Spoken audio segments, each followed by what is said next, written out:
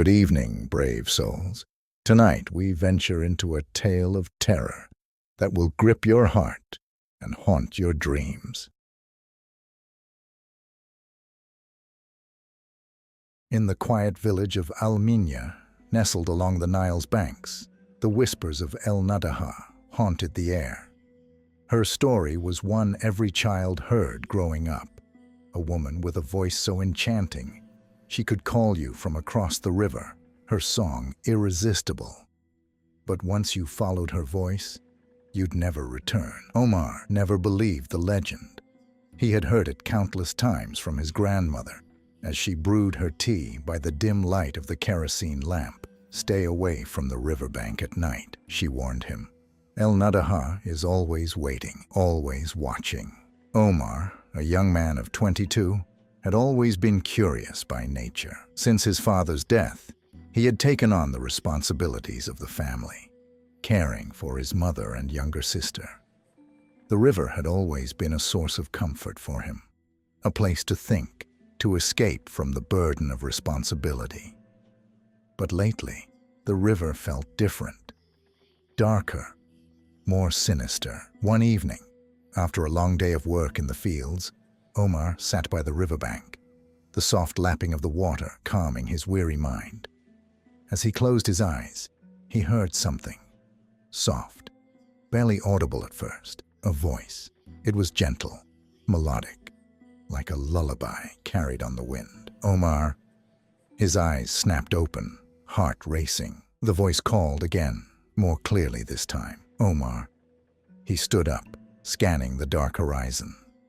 Nothing but the river and the far-off outline of the palm trees, swaying in the night breeze. He had heard the stories, but they were just that, stories. Yet this voice, this whisper, it was real. The next morning, Omar mentioned it to his friend, Farid, as they worked in the field. Farid chuckled, shaking his head. "You heard El Naddaha, didn't you? My uncle swore he heard her once too. Said it nearly drove him mad. You shouldn't sit by the river at night." "Omar, I don't believe in fairy tales," Omar replied, though his voice held a note of doubt. But the following night, the voice returned. Stronger this time. It called to him, drawing him closer to the river's edge. He fought the urge to follow it, gripping the coarse earth beneath him to ground himself. Omar. The voice was hypnotic, pulling him with an unseen force. He wanted to resist, but something deep inside him stirred, longing to answer the call. The third night, Omar could no longer resist. He found himself walking, almost in a trance, toward the water. The moonlight shimmered on the surface of the Nile, illuminating a figure in the distance, a woman. She stood ankle-deep in the river, her hair flowing like dark silk over her shoulders. Her eyes gleamed in the moonlight, and her voice, oh, her voice. "Omar, come closer." He couldn't stop himself. His legs moved as if under someone else's command, drawing him nearer to the water's edge.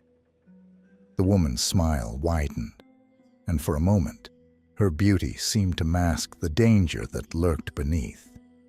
But as Omar took another step, something snapped inside him. His grandmother's warning echoed in his mind. El Naddaha is always waiting. Omar hesitated, his foot hovering over the water's edge. The woman's eyes narrowed. Her voice, once sweet, took on an edge of impatience. "Come to me, Omar." Suddenly, a hand grabbed his arm, pulling him back with a sharp tug. Farid stood behind him, eyes wide with terror. "What are you doing?" he shouted, dragging Omar away from the river. The woman's face twisted in fury, her eyes glowing with an unnatural light. Her voice became a scream, shrill and piercing. The water around her began to churn violently, rising like a wave ready to crash down upon them. "Run!" Farid yelled, yanking Omar back toward the village. The two men sprinted through the fields, the sound of El Naddaha's screeching fading as they fled.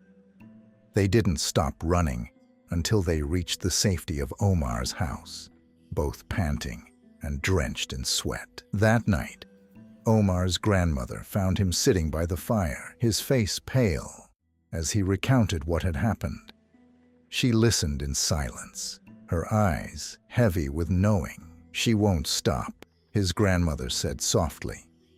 "Once she calls your name, she never stops." The next few nights were restless for Omar. He no longer went to the river, but the voice followed him. In his dreams, she called to him, her voice echoing in his mind. Each night he woke in a cold sweat, her words lingering in the darkness. Omar.